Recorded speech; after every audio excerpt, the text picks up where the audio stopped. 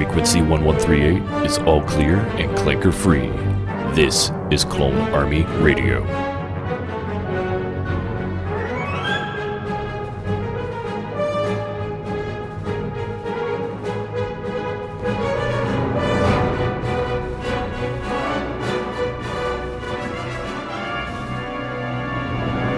All right, what is up, Clone Army?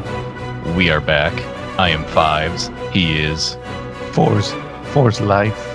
And we are entering the beginning of season 2 of The Mandalorian. And last year we weren't doing this, so we didn't really get to talk about it. But this year we're all over it, and we're going to start doing some live recordings. I guess if you want to call it live recordings, each weekend, so we can discuss it pretty much right after we watch it. Well, it's fresh. Yeah, while it's fresh. So this week we're talking about season 2, chapter 9. And I guess before we jump super far into it, one thing I wanted to bring up, and it actually touches on what we were just talking about, Force, about Knights of the Old Republic. The armorer in season 1, like, she's doing the voiceover at the beginning of this episode. Right. And she talks about Mandalore the Great fighting wars against the Jedi, right? Mm-hmm. Well, Mandalore the Great is a person. And according to, like, the situation before the Knights of the Old Republic game, Revan, you know, the main... basically the main bad guy in Knights of the Old Republic, killed Mandalore the Great. Oh. And I'm thinking about this, like, for the last couple days. You know, we're a couple days after the episode here. And I'm like, did they just canonize the Jedi versus the Mandalorian war that happened before this video game came out? Did they just legitimize Darth Revan? Maybe. Sounds like they did. Right? I mean, he's in that that video game that you can get on your phone. So. Oh, is he really? Yeah. Huh. He's like one of the best guys you can get. Naturally. Yeah. But there's a good version and there's a Sith version and there's a Jedi version of him. Okay. I don't know if that's spoiling anything for people that dive deep into the back catalog of Star Wars. Right. So basically, we just leave it at that. Yeah. Yeah, the Galaxy of Heroes, I think it's called. That one. Oh, okay. I think I had that on one of my phones. Is it older? Or? Yeah, it's a few years old. Okay. Or a couple years. Yeah, it's just it's super deep. It's just once you get, you know, you can play it for free. But once you get so far, it's like if you're not putting money in, you really can't progress. Okay. So, which is pretty normal for the mobile games, I believe. Right. It's really geared towards, you know, spending that money. Right. And I'm sure people do. Yeah, probably hundreds of dollars because, I mean, they've got high price tags. And you don't really get that much. It's a cool game, though. It's a good game. It's fun. Like when you get started and you're working your characters and, you know, you can set up your own little troops and groups. You can have like Darth Vader and Luke and Han and on a team, you know what I mean? Oh, nice. Going at it. You can mix it up, be good guys and bad guys as much as you want. Very cool. Oh, yeah. Have you played it or do you just know about it? No, I played it. I played it for a while. I played it as far as I could go, and then I got to the point where I couldn't progress. I couldn't get those armor pieces that make you, you know, above the highest level. You know what I mean? Those. Right. You know, you get to games now and you get to the last level, and then you start collecting armor and you're automatically into other levels, and then you got other levels that you can get up higher. Yeah. I couldn't get past those other levels. Okay. Sounds fun, though. I might have to check it out. Oh, yeah. I recommend it. All right. So before we go any further, this is a spoiler-heavy episode here. We are talking about everything you could think of that would spoil an episode that is new. So if you have not watched the newest episode, the new season of The Mandalorian, season 2, episode 1, do not listen to us until you have. Be prepared for the spoilers, starting now. Spoiler alert. Admiral Piet. Something I just wanted to bring up before we, in case you have anything for us that you wanted to talk about before they go to Tatooine, I just wanted to bring this up really quick. When Din Djarin goes to Tatooine, I started getting a little concerned that this was going to be like the same thing as Chapter 3 when they're on Sorghum and you meet Cara Dune in that village, and they train the villagers to fight the ATST. And I'm like, I started thinking, I'm like, have we already seen this episode? And I'm like, it feels a little familiar, but Wasn't that episode 4 Sanctuary? Yeah. Okay. It's not episode 3. No. Okay. I couldn't remember. Episode 3 was when he gives back Baby Yoda and then takes Baby Yoda back, I think. Okay. So, I started thinking like it was feeling like a side quest in a video game. Oh, yeah. Like this is the way the first season ended with Moff Gideon, and I'm just like, okay, I know they're not going to show us everything we want to see right away, but I'm like, I was hoping, I guess the expectations thing got me. That's a trailer. Yeah, right. And so I'm like, man, but then I started really getting into this episode, and all of that just kind of washed off. And I'm like, oh my gosh, he's sitting at a camp with Tusken Raiders, and and he's speaking like them, not just doing the sign language, but like talking in their tongue. And he didn't train anybody, like in the Sanctuary episode. Yeah. The Tusken Raiders, obviously, they know how to fight, and the people at Mos Pelgo, is it Pelgo? Pelgo? Yeah. They obviously knew what they were doing. So it felt, I guess, at first similar to that episode, but it started becoming its own thing, and I walked away from it going, okay, this was cool. I'm glad I saw this. Even though it still did feel like a really well-written side quest in a video game. Well, it's funny you mentioned that, because fast forwarding here, you're on record, right? Knights of the Old Republic. You've played it, right? Mm-hmm. Isn't one of the missions in the Knights of the Old Republic to go after a crate dragon and get one of those crystals? If my memory serves me well, yes. There you go. and you also you sort of infiltrate, not to spoil a game that's like 12 years old or something more than that. But I think you sort of infiltrate a Tusken Raider camp. You're in disguise as one of them. So, I mean, I'm thinking, with bringing good to bring that up too. Jon Favreau must have been doing some homework. Definitely, or remembers playing it. Yeah, right. Do you think he played? I wonder if he played that game. I'm sure he did. Yeah, that's awesome. If you're watching Swingers and he's playing NHL PA 93 or something, or 92, and he's hitting Wayne Gretzky, he's a gamer, dude. Yeah. Right. Yeah. True. That's awesome. Yeah. So he's definitely, one of us. I'm starting to get that feeling. And then just one other thing, then I'm going to swing it over to you. The music in this episode was fan freaking tastic. Like I loved the music, and I loved it in the first season. Nothing to take away from that or anything, but I'm just like, I think the music in this one really drew me into. It was very immersive. Right. It had such a Clint Eastwood spaghetti western feel to it, and I'm just like, I don't know, Ludwig Göransson. Okay, man, props to him. Yeah, he's doing a heck of a job. You did last year's music too? Yeah. Okay.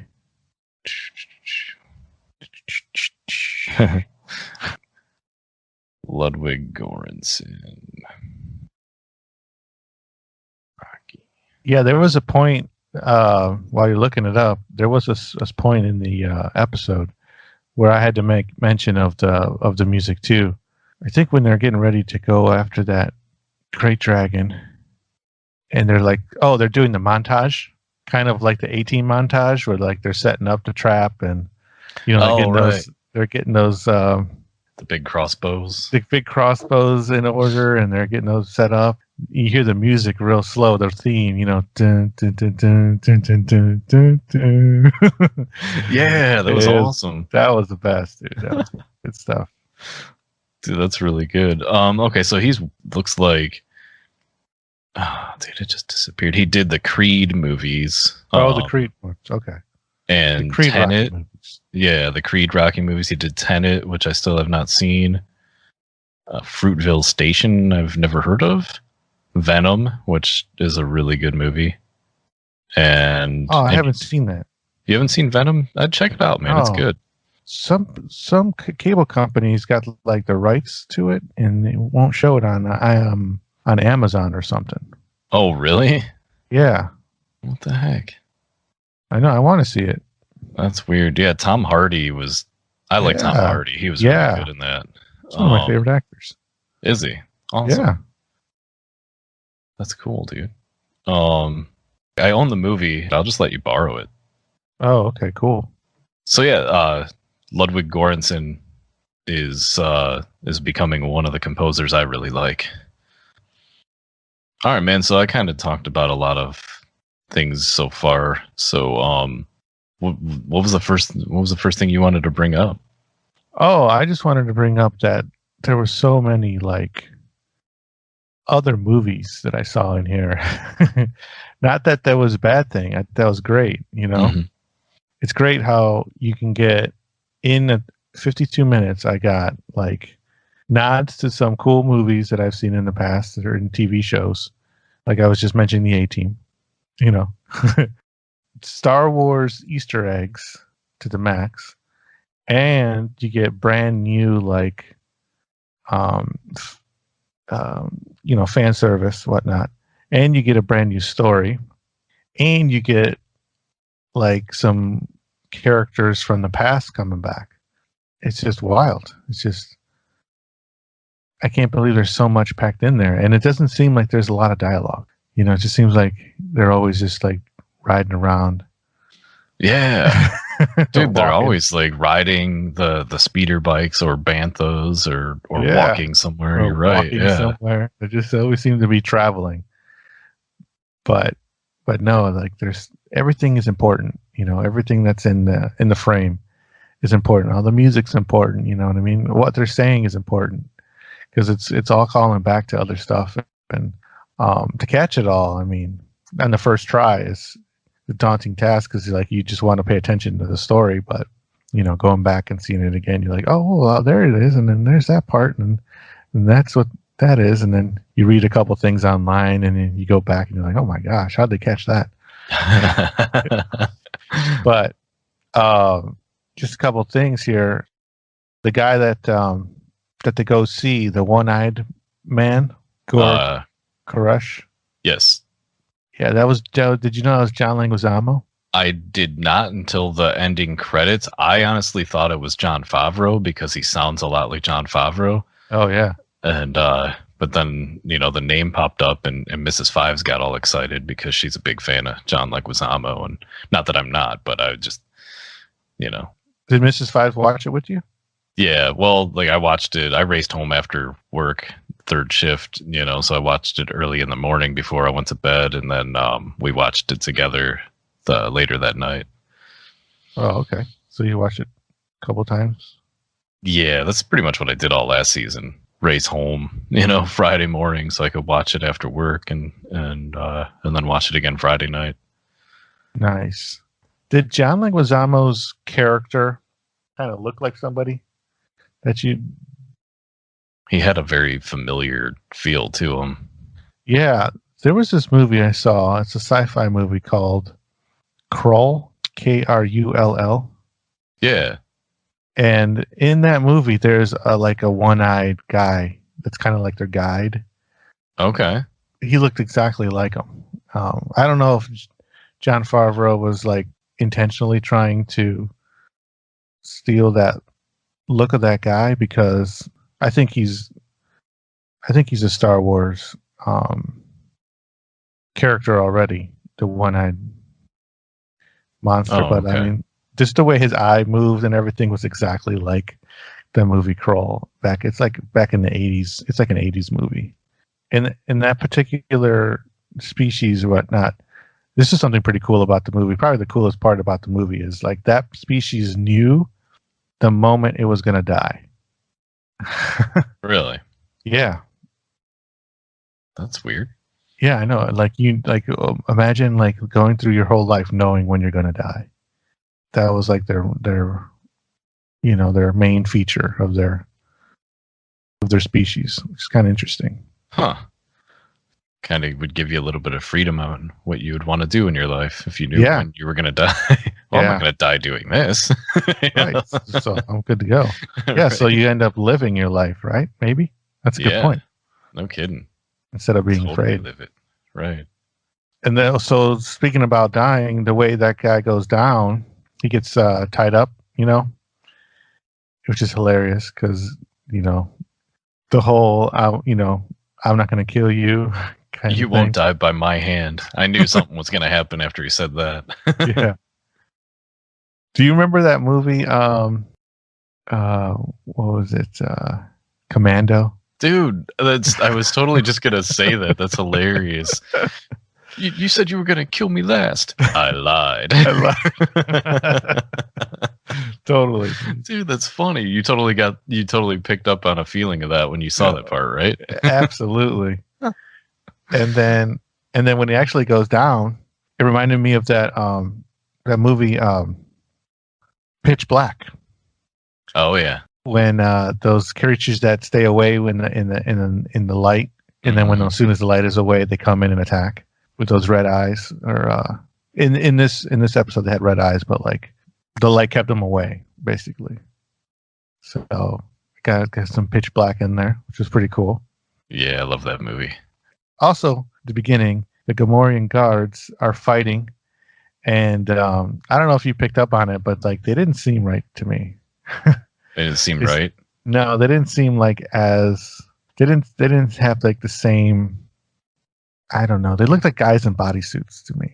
Yeah, you could actually see in one shot the arm like actually looked like spandex or something on the guy's arm. Green spandex.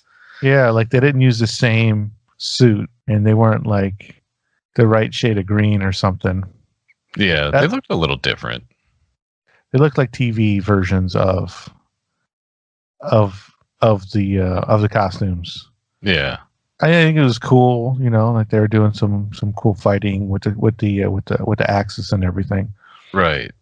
But they looked a little on the cheaper side.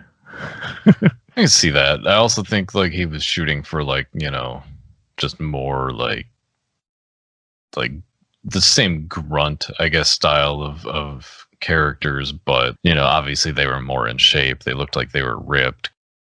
I don't know. They were different. They almost looked taller. Yeah, they were like lankier. Yeah. Than pudgier. You could tell. I guess you could tell that in Return of the Jedi, the Gamorrean guards were more like slaves than guards. Yeah. Whereas, I mean, these guys, I guess, are more like, who knows? Maybe they were slaves too, but they were like more like the Gladiator movie. Okay, yeah, Gladiator, sure. I thought the Fight Club situation was pretty cool, though. Brings a different aspect to the Star Wars universe. Yeah, the underground fighting, sure. Yeah, that's different. I would actually like to see more of that, which I guess we sort of saw similar with Cara Dune in season 1. Yeah. Like in that little bar. That's right. Good call back to that. But it'd be cool to see more of it. Yeah, I mean, in these I can only assume outer rim systems, there's not much going on. Right. So why not watch a couple people, go at it and bet on the winner. I don't understand why he killed the one.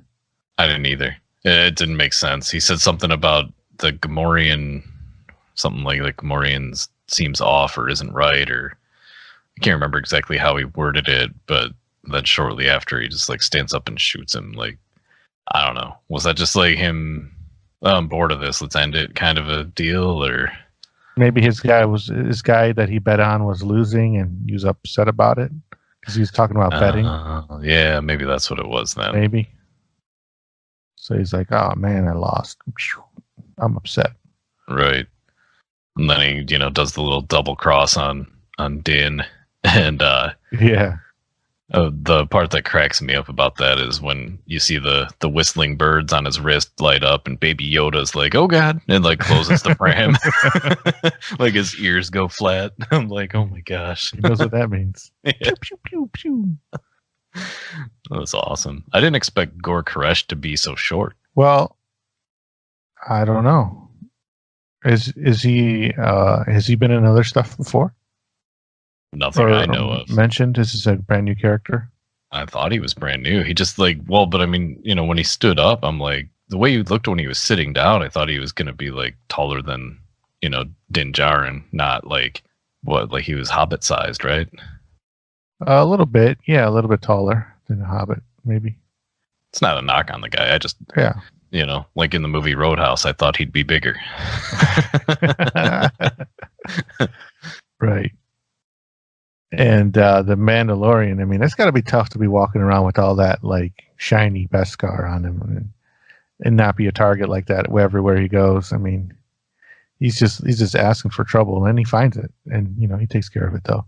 Right. So that's pretty cool.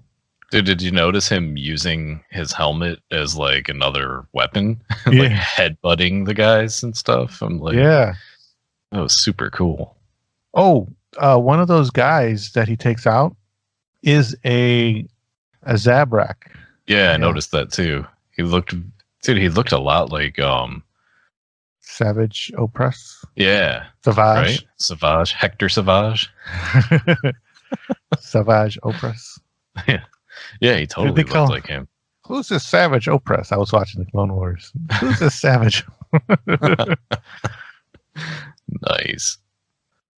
All right. So he takes care of business. He gets the info that he needs. He's looking for more Mandalorians, which is weird because didn't he just leave a bunch of Mandalorians, like the ones that helped him escape? Remember? Wouldn't he want to go talk to those people? Well, is the last episode kind of fuzzy on you of season 1 or? I think so. Do you remember when Moff Gideon shows up and they're like stuck inside that bar? Yeah.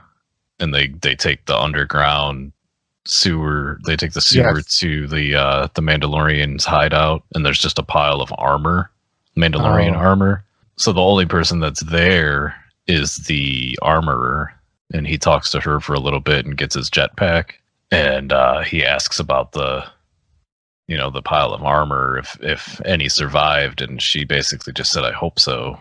So we don't really know what happened to those guys, if they were killed, or if they, because they revealed themselves, they had to leave their stuff behind and take off. Because what I'm gathering is that they're still being hunted by the remnants of the Empire, or at the very least, the remnants of the Empire want them dead for some reason, right? Makes sense. So yeah, like the only person that he would be able to go and talk to would be the armorer, and we don't know if she's stuck around after she beautifully beat the heck out of some stormtroopers with her hammer. So yeah, she kind of she sent him on that mission to find other, I forget what they call them, not branches, like cells, for the lack of the right word, other cells of Mandalorians, and that's what leads him to talk to Gor Koresh, to find out. Apparently, he knows where there is a Mandalorian. Oh, yeah, and he points him to the way of Tatooine. Right. Going back to Tatooine. Which, he says, I've spent a lot of time on Tatooine, and I don't, I've never seen any. And the guy's like, my sources, don't lie. So we get to Tatooine, and we see the I don't remember her name. It's like Peli, the lady that works on the ships. I only know her real name, I guess. Amy Sedaris. Yeah. And her pit droids, who I know you're not super well versed in the prequels yet. I know you've seen them, but I think that those the same pit droids that were Phantom Menace. Yeah, and Phantom Menace. They were all goofy and it's got to be the same guys, right? Right. And also, I remember a interview with George Lucas, and they asked George Lucas what his favorite droids were, and it was those droids, those pit droids. Is that what you call them? Yeah, really. Yeah. Apparently, they have names, I think.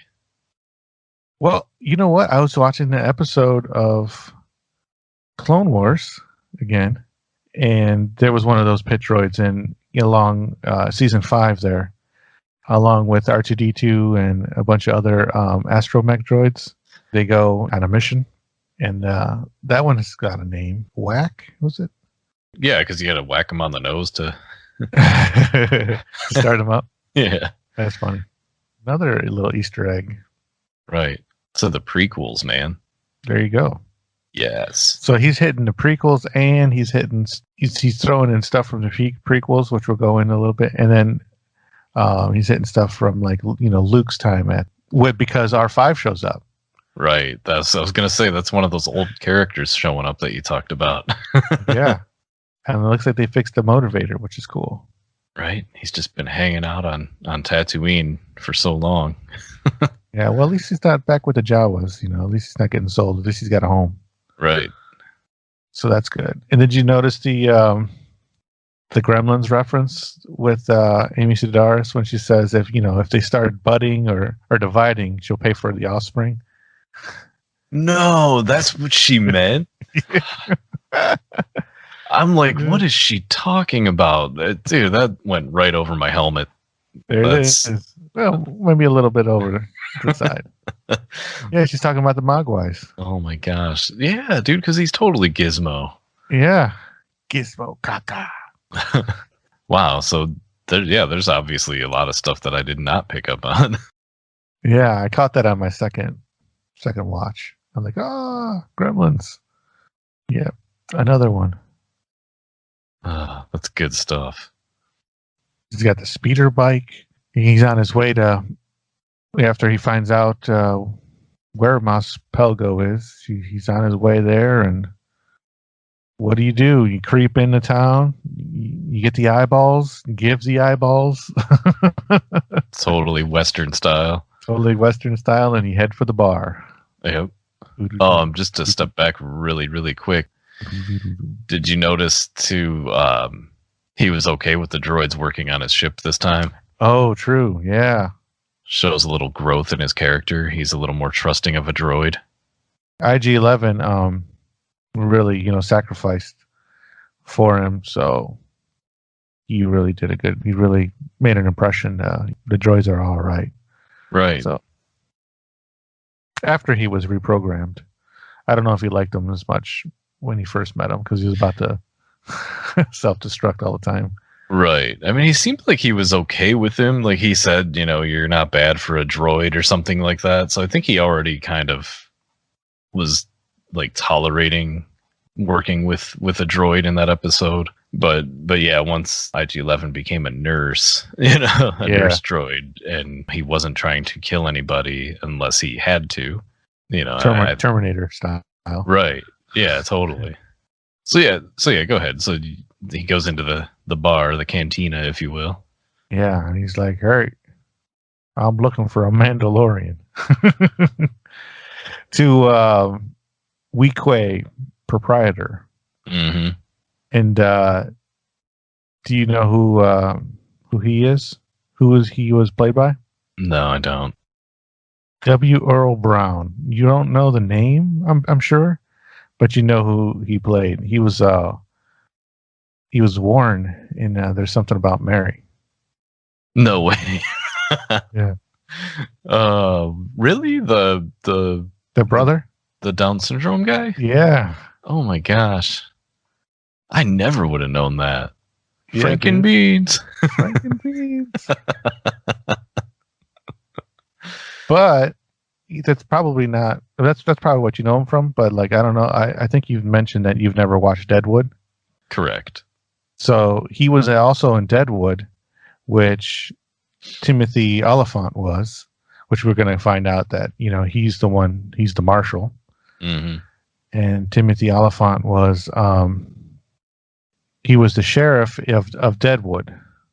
Okay, so these two guys were in Deadwood together. That's cool. Because W. Earl Brown was like the strong arm. He was kind of like a bodyguard to the main villain. So Jon Favreau's like, if I'm going to have an outskirts town, I'm going to get people from Deadwood to play characters in it.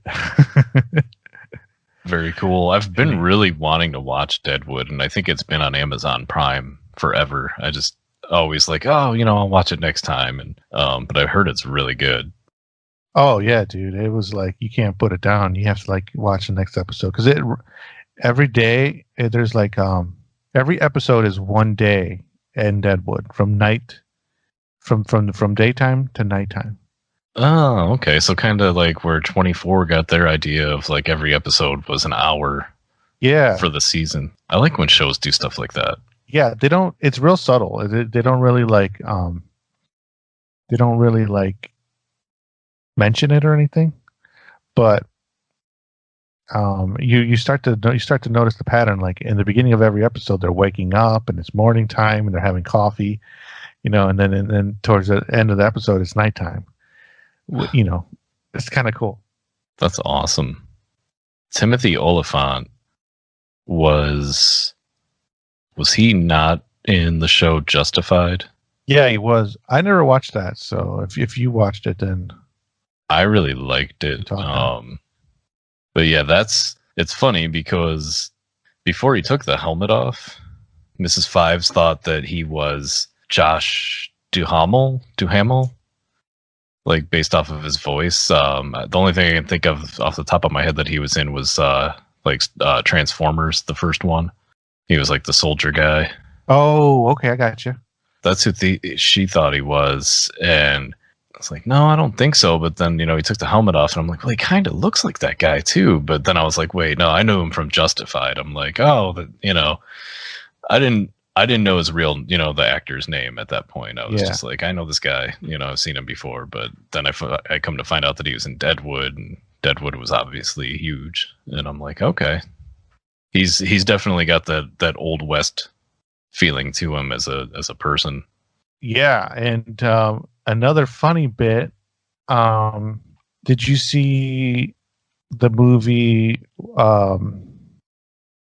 the Quentin Tarantino movie, Once Upon a Time in Hollywood? No, I haven't. Oh, okay. Probably shouldn't spoil that either then. I'm just saying that he's in there, and he plays the sheriff in a western town. Nice. So he's that's his thing. Well, no, not a sheriff, but like kind of like a gunslinger guy, another western part. Yeah, that's kind of like his thing. Nice. So he does it well. Yeah. He does it well.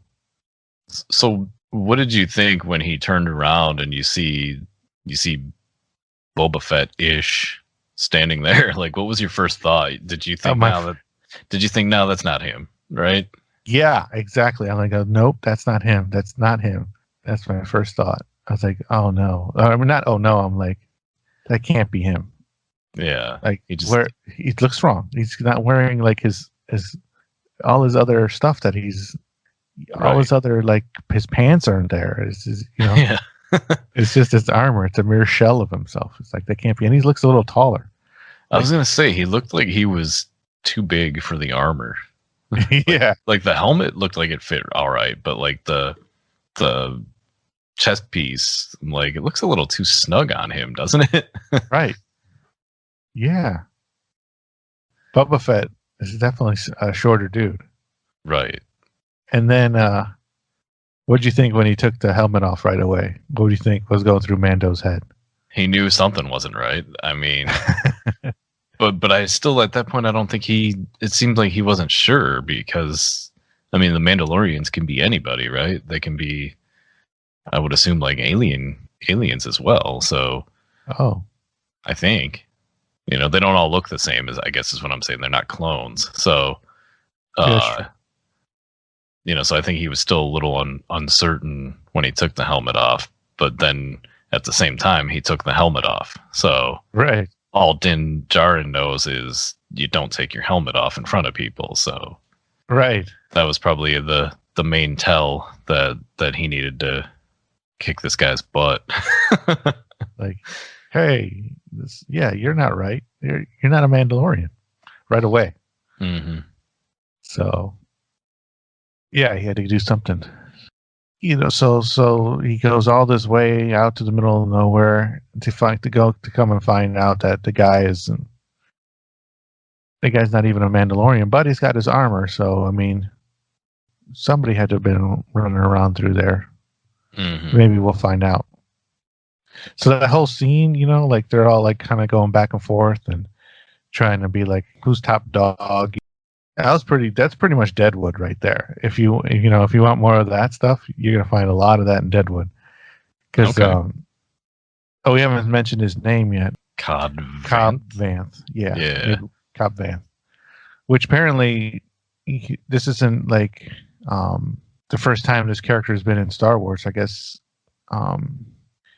he showed up in these Aftermath novels. Okay, yeah, I think I heard that. I guess it's the story that in Aftermath is a little different, but semi the same. Comes across the armor and uses it. I never read the Aftermath video, but I know he's from the Aftermath books. Okay. I wanted to mention about that. We see his little backstory of how he got the armor. Yeah. Something I like about this series, which it goes against what we talk about with the sequel trilogy, is in the Mandalorian series, we're actually watching characters' backstories.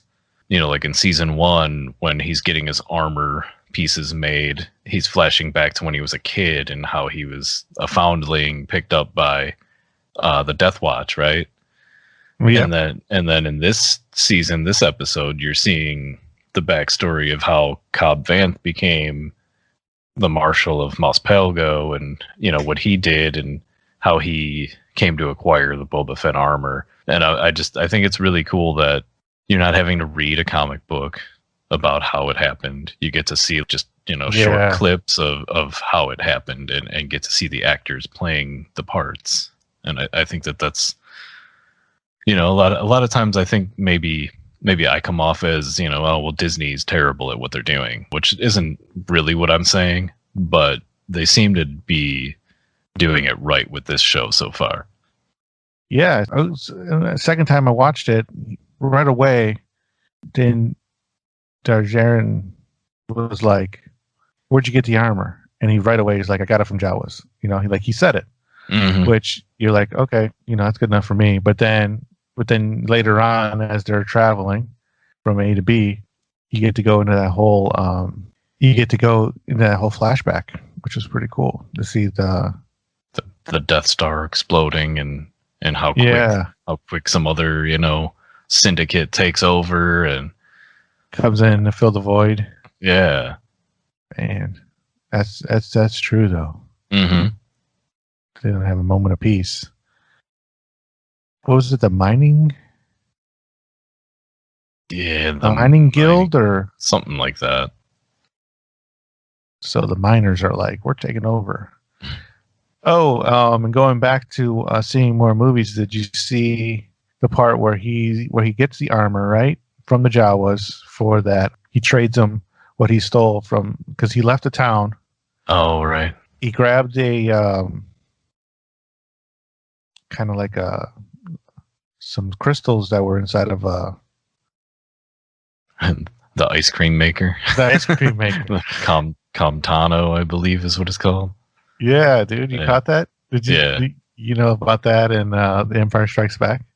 Yeah, something about like they made a whole thing out of somebody carrying an ice cream maker or something. Is that what it was? Yeah. Yeah. And it's been in a couple of, because they did that in season 1 to carry the best car. Yeah. And Grief Cargo mentions it, get a Comptano of spice or something, and they're really like hammering that one in. It's pretty funny. Yeah. Kind of reminds me of like the iron coming down in The Last Jedi. Oh, right. Oh, God. I'll never forget. Every time I've And the seen Hardware it since, Wars. ever since you mentioned it, I'm like, I can't unsee the Hardware Wars there. So he comes back into town and he's totally bad because he's got all the arm and everything, and he starts taking them out, and the mining guild starts running away, and they get into like a speeder, and then they drive out of town, and then see that little antenna on the helmet kind of flip down into the eye level. So I always thought it was an antenna, but I guess we come to find out that it's a tracking, like a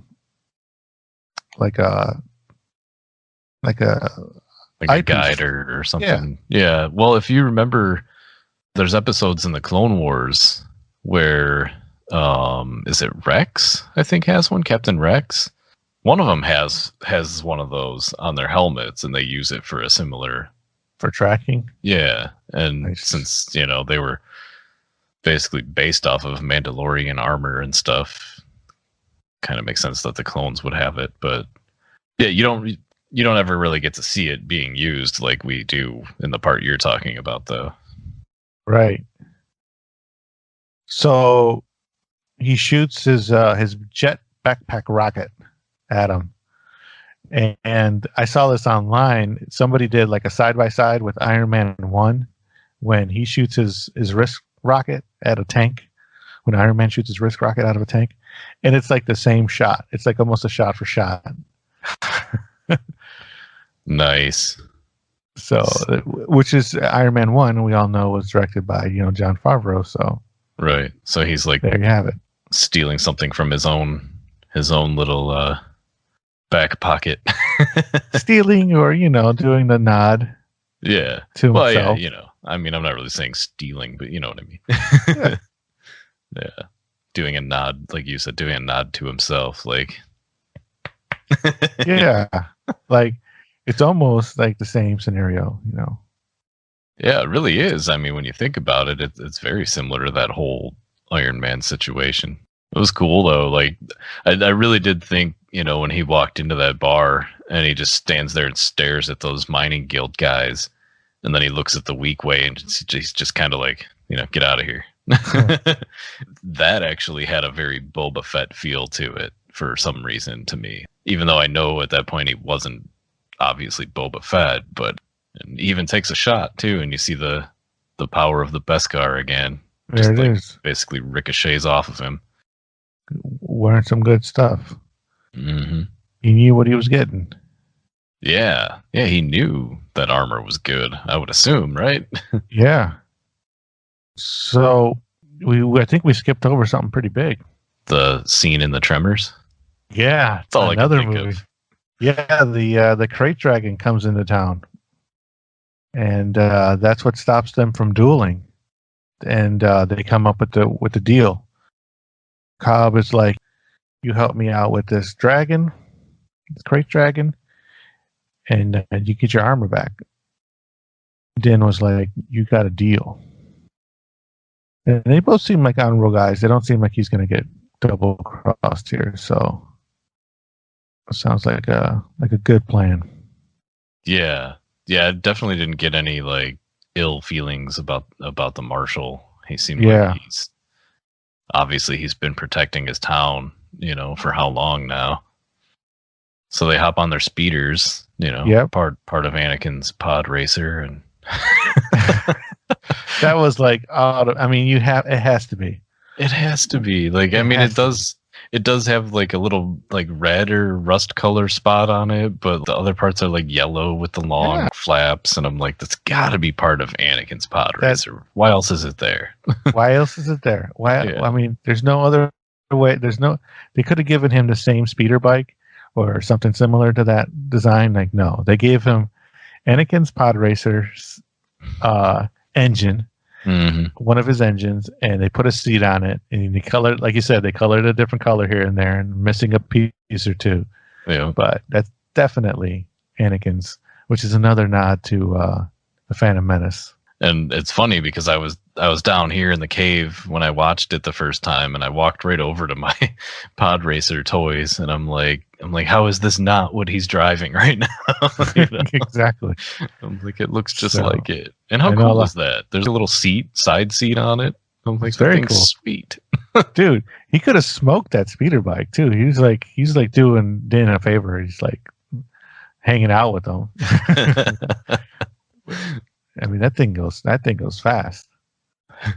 So I wouldn't mind seeing that thing show up in a video game or something. That'd be pretty cool. Oh, absolutely. It's got to. Yeah. So yeah, then they go ahead. Yeah, no, same thing you were going to say. They run into the Tusken Raiders. Right. And I loved how it's just like I don't know what those little dogs are called. He's called, like, speaking to that dog. It almost sounded like he even said good boy to it, like good boy, while he's like patting the side of its face. And I'm like, no way. And then you see the Tusken Raiders, come out of around from the rock. And I'm like, okay, this is going to get good. I was not obviously expecting a fight. I knew it was going to get good, as in he's going to start talking to these guys again like he did in the first season. And I wasn't disappointed. My brother said that he thought it was kind of lame, that he was like, making all the grunts and stuff. Like, I'm sorry, but you're wrong. Speaking their language, Yeah, I thought it was cool. It's you're talking to a Tusken Raider, and they're not like just holding their gaffy sticks up going, they're like actually communicating and doing sign language. And I don't know, it was almost like I got the feeling like after he was petting the dog, he starts talking to these guys. These are ones that he knows. He's hung out with or traveled with or something. He knows these guys. I'm a little fuzzy on first season. Like, does he know these Tusken Raiders? Does he know? Well, remember, okay, there was the episode on Tatooine, and he's with that young buck. And they're tracking. God, I'm not gonna remember her name now. Something Shand. Right. Okay. And along the way, the young guy, I don't.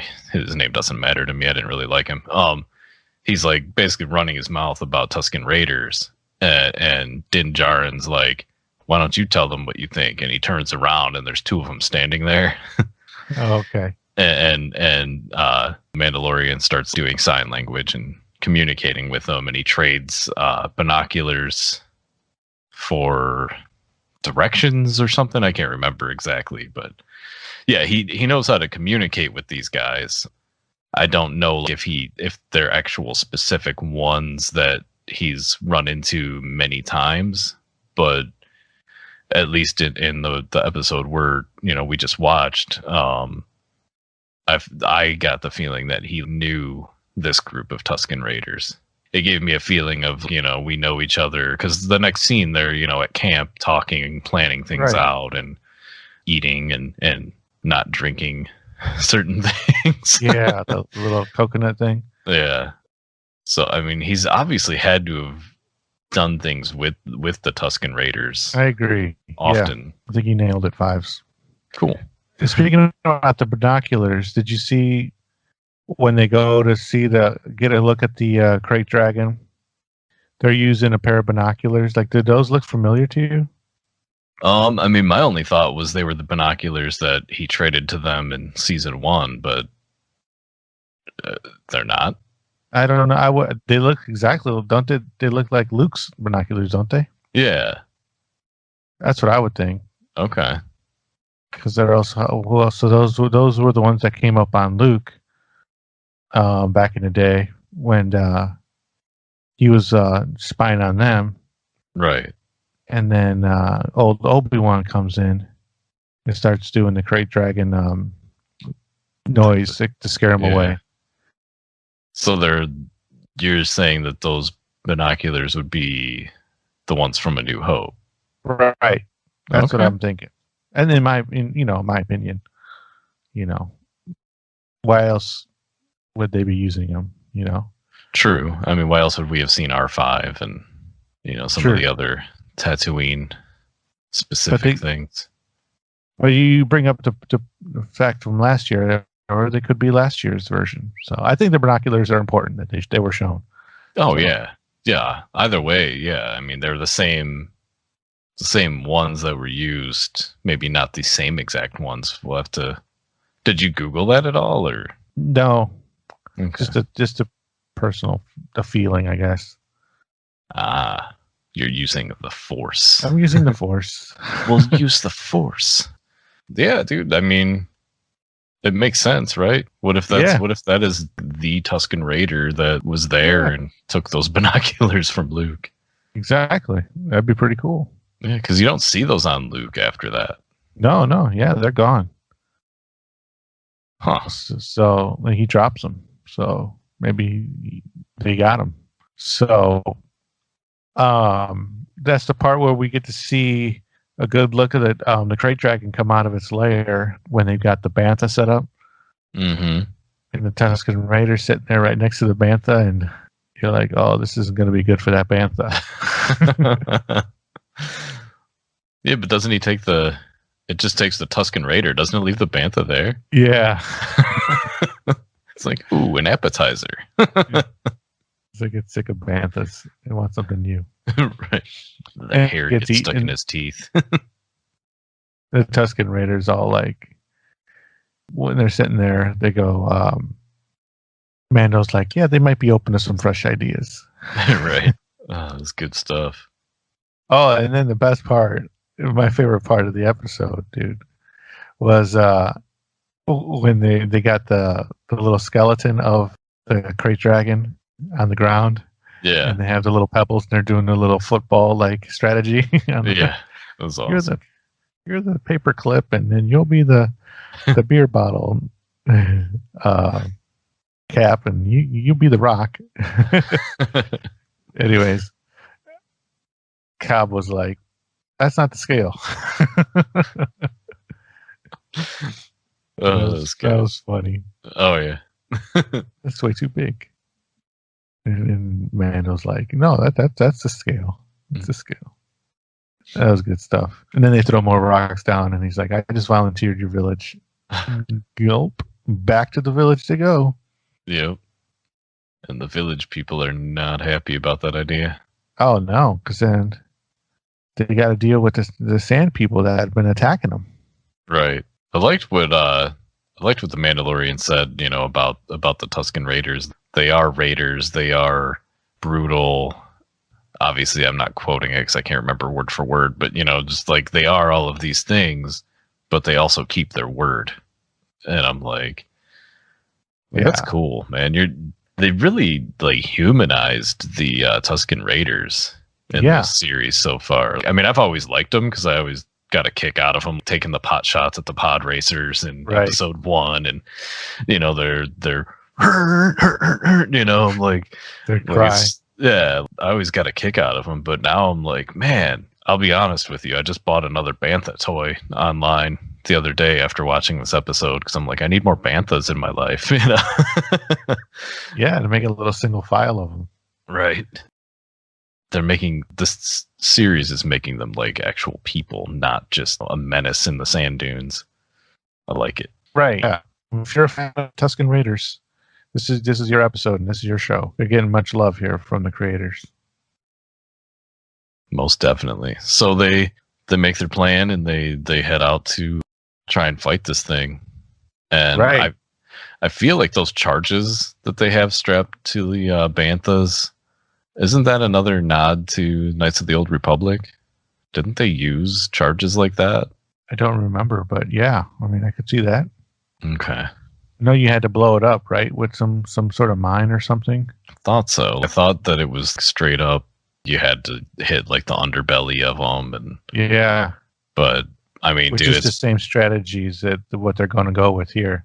Right. With the big crossbows to like get it to come out. It was cool because I guess what I like is that none of this stuff is ever easy for Din Djarin. They have their plan. It didn't work. So then they go back to the the rocks and the skeleton and try to plot something new. And even that doesn't work. No. You know, they blow up the charges and nothing happens.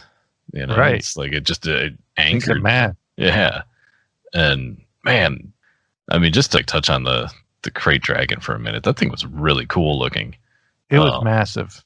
Yeah. It's everything I would want a dragon to be in Star Wars, I guess, right? Right. Another big fish. Another nice, good call, dude. Yeah. With the big teeth. Yeah. So like all of a sudden it pops out of the boulders, the little mountain of boulders and stuff, and it's like, what is it? It's spitting acid. Like, I was thinking acid. Yeah, that's the only thing I could think of because it was melting the people it spit on, right? Like yeah, they were like gone. Alien style. When it came out of the mountain, didn't it kind of look like to you like Skeletor's castle? Snake Mountain, yeah. Snake Mountain. Yeah, it did actually. I wouldn't have thought that until you mentioned it, but yeah. So it's you know what I mean? Possibly another nod there. Another nod there.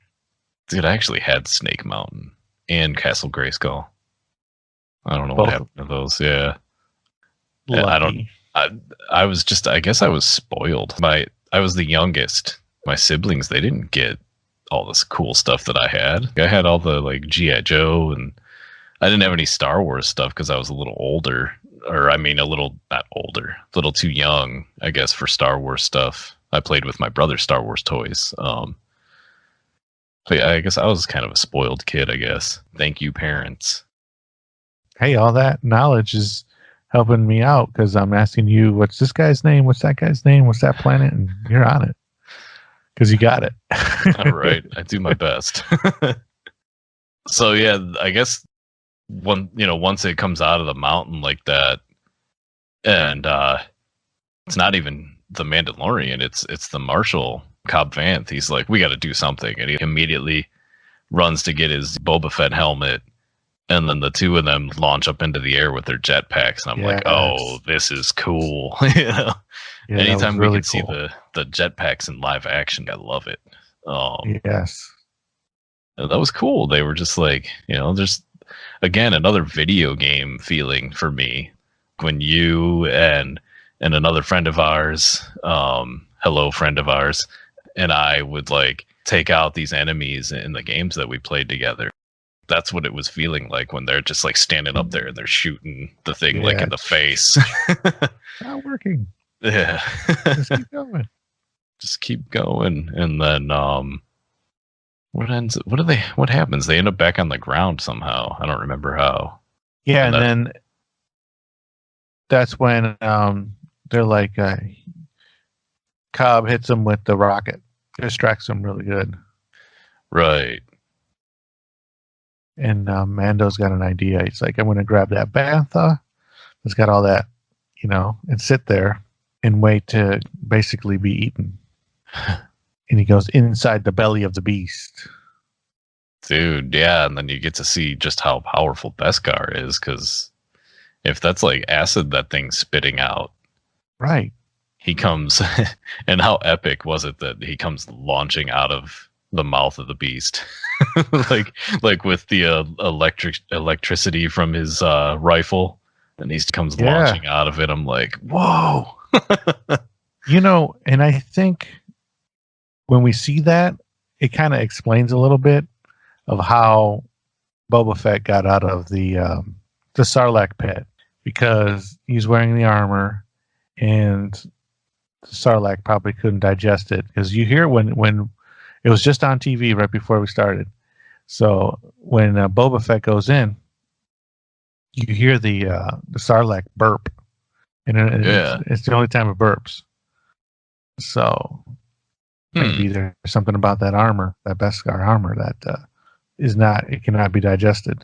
So how it got off of him and into the Jawas, that's still a mystery. But right, which I'm sure we'll find out. I would imagine. That was something I wanted to bring up was you probably remember when Disney bought Star Wars, they turned all of the expanded universe into Legends, said none of it's legit, blah blah blah, made a lot of hardcore fans upset.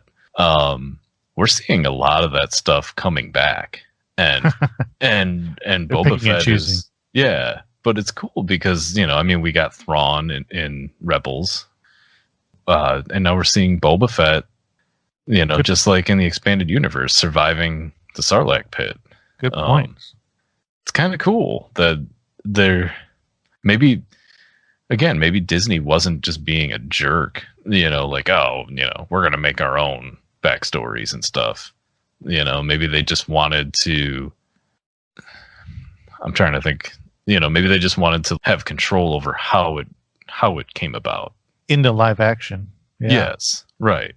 And I mean, I don't know how much influence Favreau and Filoni have, but those guys being obviously knowledgeable with the Star Wars universe. Sure. Who knows? Maybe they were like, all right, well, we gotta sort of follow expanded universe on Boba Fett here. And there was that story in Tales from Jabba's Palace where Boba Fett gets out of the Sarlacc pit. So the idea of Boba Fett being alive is not new, right, to Star Wars fans. But in a live action series, it's definitely new. I never read the Tales of Jabba's Palace. Yeah. Palace. I never read that. I actually just heard it mentioned recently, and I'm like, okay, I want to go back and read it. When I started hearing the rumors about Boba Fett coming onto this series, I wasn't sure how I felt about it. This was after season 1. Din Djarin's awesome. He's already competing with Baby Yoda. True. Like I like this character, and I don't want everyone else to somehow be above him, like a Boba Fett nostalgia. Oh, who cares about Din Djarin? We got Boba Fett. I would hate for that to happen. So I was kind of like, I don't know. But seeing Boba Fett's armor, on the Marshal, I was like, oh, okay, this is cool. Mm-hmm. And obviously jumping to the end, seeing Boba Fett watching the Mandalorian go driving by on a speeder bike, and he turns around and you see Tamara Morrison again. And I'm like, whoa, yeah, this is cool. And he just looked he just had that like anger on his face. Like he's ready to kick some butt. And it totally went from me going, I don't know, to, all right, what's going to happen? Yeah. I mean, going to speak on that, did you notice the part, where Din was leaving, the screen changed aspect ratios? Did you notice the black bars come in at the end? You didn't. When you go back, watch it. Okay.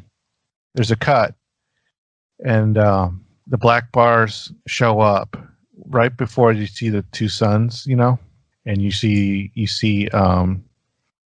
Boba Fett's silhouette there. And in filmmaking, what that's supposed to symbolize is something epic is happening. Oh, see, I was just going to ask you, what does that mean? And yeah. Captain Film School over here tells me right away. Yeah.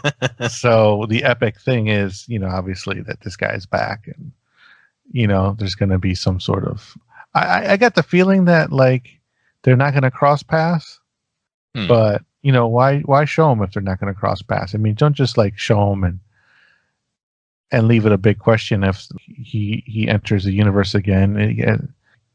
Let it have him some sort of interaction or something. I mean, it'd be cool. I think there has to be, especially with him driving away with Boba Fett's armor. Right. At least give it back to the guy. Yeah, he's gonna want that back. And something I wanted to ask you is, do you think maybe we're gonna see that Boba Fett is a Mandalorian and they're gonna change some so-called canon? I thought. But I don't think they can, because I mean those prequels are pretty strong, setting up the rules. Yeah, and I don't think he's ever identified as a Mandalorian. So the thing is, though, is he has on his his armor, he has the mythosaur skull, the skull on the one shoulder, and that is the necklace that Din Djarin was wearing that Baby Yoda ended up with. Is the mythosaur skull. So my thought is maybe at some point he became a Mandalorian. Okay, I can see that. Like he searched him out. Maybe just because, like, I mean, really, the only confirmation we have is what was his name? Now I'm not going to remember.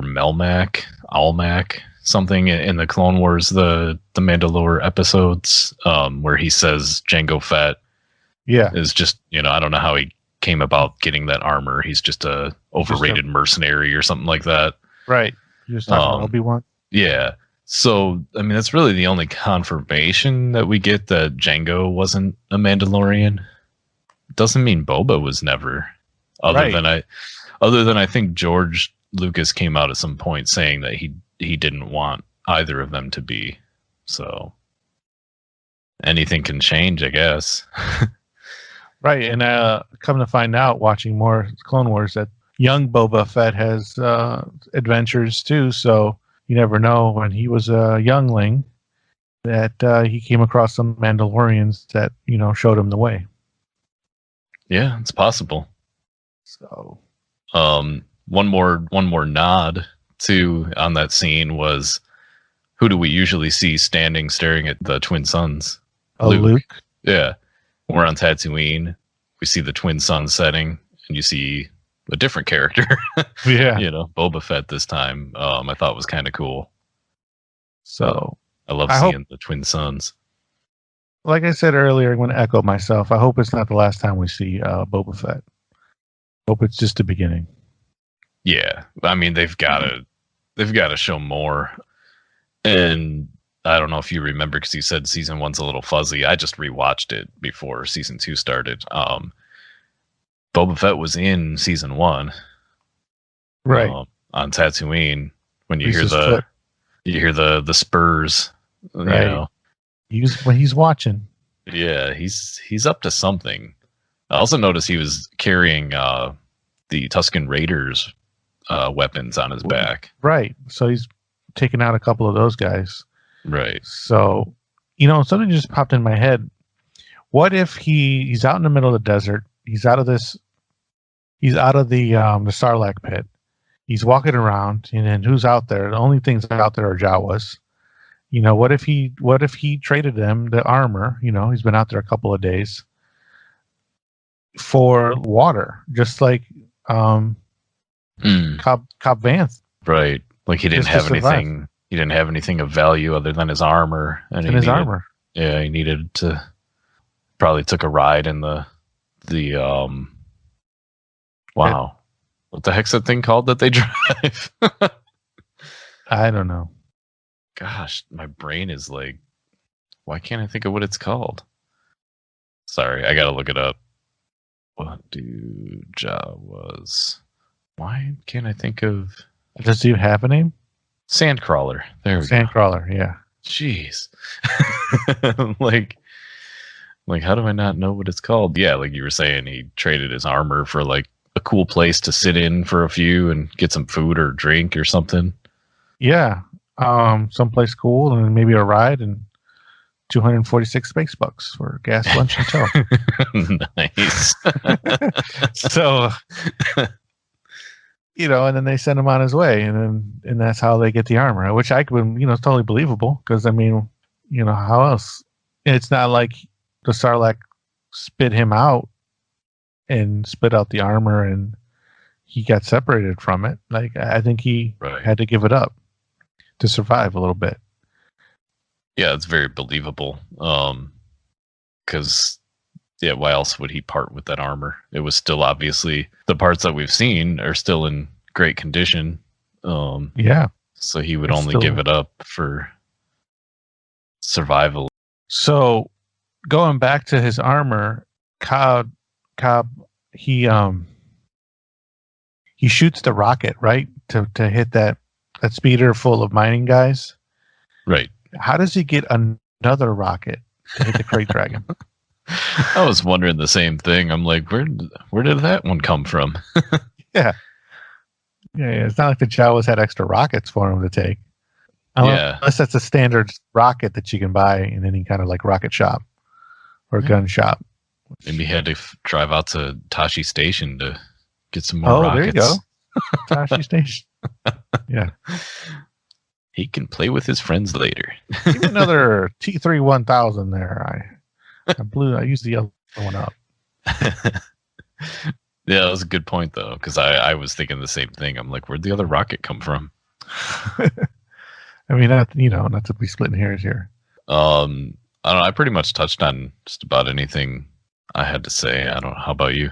Yeah, my last thing is, Mando comes out of the crate dragon, blows the explosives that were in the Bantha, and then they're the next thing we see is like the Tusken Raiders, picking through the meat, and then they come across this like pearl, or a crystal or something. And I believe from the video games it was a pearl. A pearl, right? And they're all excited, and they do their cheer, and that's another little nod to the video games, and that's pretty cool. It also brings up in A New Hope, you see a crate dragon skeleton off in the distance. Yeah, which I never crossed my mind until I saw when they're inside the thing, like picking the bone or picking the meat off of the bone, and I'm like, where have we seen this thing before? There you go. So that's a nod to A New Hope. So I guess we can pretty much say that Jon Favreau is going to give us some nods pretty often. Oh yeah. Which I don't think is a bad thing. I think it makes it more fun because you can enjoy the episode and enjoy the show and all of that, and then you're like, okay, or like how you brought up the Gremlins thing, and I'm like, oh my gosh, just makes it. It's like, where's Waldo? There's yeah, exactly. There's more stuff in there that you can pick up on. He's giving you new stuff mixed with old stuff, Yeah. And they're doing a good job. Absolutely. Well, I'm excited for episode 2, see where we can go with it. I mean, he's got no leads or anything, so I think he's going to stay on Tatooine for a little bit, or at least this next episode, at least the beginning. Yeah, that's my prediction. That makes sense because he needs to know where to go next, right? Right. Some sort of line of coverts or whatever he's going to work his way through, kind of like Kill Bill. Oh, nice. That should lead him through lead him to his destination. But we know from trailers that eventually he shows up. There's X-Wing people, so. Oh yeah, right. So you never know. And then the Ahsoka rumors. Ahsoka, so somehow she's going to show up. I get the feeling we won't see Ahsoka until like mid-season. Yeah, I mean, we just catching our breath here. Right. Boba Fett. Yeah. Oh, that's another thing I want to talk about. Mando hits Kabeth in the back, and he goes off just like Han did. Boba Fett. Boba Fett. Yeah, it just reminded me. Oh, that's right. So there must be some kind of switch on that thing that like launches it if you hit it. Apparently.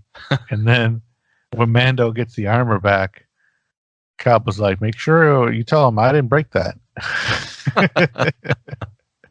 Yep. Yeah, I totally didn't know what he was talking about the first time I watched it. When he said that, I'm like, what is he talking about? And then the second time, I'm like, oh, he's talking about hitting the jetpack. Come after me. So what's the Marshal going to do now? I guess he's got no problems, though. The Great Dragon's gone. Tusken Raiders aren't going to be a problem. Just because he can live in peace. Yeah, and I think that I don't really think he necessarily needed the armor. Like it definitely helped him build some confidence in taking his town back from the mining people. But he's like, I think he can just be a marshal without Boba Fett's armor and do just fine. He can uphold the law and take care of his people. Yeah, I think he's gonna, like they said, they're gonna see each other again somehow. Yeah. Well, I mean, you think about season 1, the people that he encountered at the beginning, throughout the season, he ended up meeting up with at the end, right? Yeah. Queel, Grief Karga, Cara Dune, IG-11. He ends up working with all these people at the end, so that's probably going to be something similar with this season. He found Cobb Vanth, and if he needs help, he can go there and be like, "Hey, I need you to back me up." Right. We're gonna go take out these guys, and right. Let's go take care of business. Right, and on top of that, when you think about Timothy Oliphant, do you think they'd really just sign him on for one episode? I mean, he's no. They would definitely want to use him again, for sure. And like you were saying, if his character was already made in those books, then who knows? I mean, we might see this guy a lot. They like to keep things under wraps in this. We don't know until that Friday where the episode shows up, which I think is cool. I was actually reading an article that was talking about how far they go, secrecy-wise. Going back to Weequay, W. Earl Brown. His wife actually works for Disney, and she didn't even know what W. Earl Brown was up to. Really? Yeah, she works for the streaming division, and he works. He's obviously an actor, so he was going to set, getting made up and everything, and wasn't allowed to talk to his wife about it. And she works for the same company that makes the movies, the TV show. That's impressive. Yeah, and he's got to sign like a 7-page affidavit that he can't talk about anything. And when he was driven to set, he was wearing a cloak. Like he was already wearing makeup. Oh, okay. To look like the alien, and then he had to wear a cloak over that, and then get into set. Wow. Oh, and then also the script that they gave him only his scenes that he was in, and they told him like 2 or 3 things, like there's a crate dragon, Timothy Oliphant wears Boba Fett's armor, and like you're a bartender. That's all they told him. That's all they told him. Nice. Yeah. Isn't that funny? So that's awesome. That's crazy. So they like to keep things on the wrap. So we won't know much. I like it that way, though. I really do. The downside to it, I guess, is it gives you that chance to speculate and have expectations and whatnot. But yeah, I do like that they don't tell you a lot. It just makes it more fun that way. And it makes it more exciting. Like I said, I race home from work to watch it. Right. I get woken up early so I can watch it before all the spoilers come out. Right. But then I watched it at 7, and like 9 o'clock, there was already spoilers. Oh, yeah. So you got to watch it early. Cool, dude. I think we're about to wrap up. I think we're good. Yeah. All right. So we're just going to we're going to wrap up with one trivia question this week. Hopefully we get it right. So I'm just going to run right into it.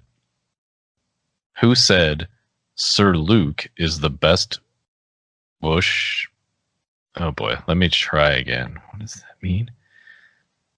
Sir Luke is the best bush pilot in the Outer Rim territories. Oh boy. A. Han Solo, B. Biggs Darklighter, C. Tank, D. Wedge Antilles. I don't know what any of this means. Who calls him Sir Luke? Sir Luke? Yeah. I don't know. I did tell her that we were getting a lot of these right, so maybe she was like, oh, what's a hard one? Sir Luke. Okay, well we could do this. All right. Han Solo would never call Luke Sir Luke, right? Right. Okay. Wedge Antilles, would he ever call him Sir Luke? Probably not. Probably So not. It's either Tank or Biggs. I don't know who Tank is. Then it's Biggs. Then it's Biggs. Huh. You want me to look? Yeah. Okay. It's Biggs. Ah. Process of elimination Deduction. worked. Yep. Well, yeah, I mean, because I would never hear. I've never heard anybody call him Sir Luke, but yeah. Cool. So, listeners, check us out on all your popular podcast apps: Stitcher, Spotify, Google, Apple, Castbox, Spreaker, iHeart. I think those are all of them. Thank you for listening. We look forward to talking about, what would that be, Chapter 10, Season 2 of The Mandalorian. We'll be talking about that in just a few short days. So, Fours, you have spoken. Yeah, I have spoken, and that is the way. May the Schwartz be with you. Nice. All right. Oh, and if you are listening to us and you like what you're hearing, drop us a review or an email or something. Yeah, or if we got something wrong. Yeah. Yeah. That works too. Let us know. Feel free to tell us that we're wrong. Do it. All right, man. We are out. All right, thank you. May the Schwartz be with you. Merchandising? What's that? Oh, I was in the grocery store, and I saw Mandalorian the breakfast cereal. Oh, yeah. Isn't there like a Baby Yoda one too? Yeah, like a Baby Yoda. Yeah. Put the picture's name on everything. The kids love this one. Kids love it. Awesome. Thank you for listening to another episode of Clone Army Radio. Email us with thoughts or questions at clonearmyradio@gmail.com. Please remember to click subscribe so you don't miss the newest episodes. Do it, Admiral Jet.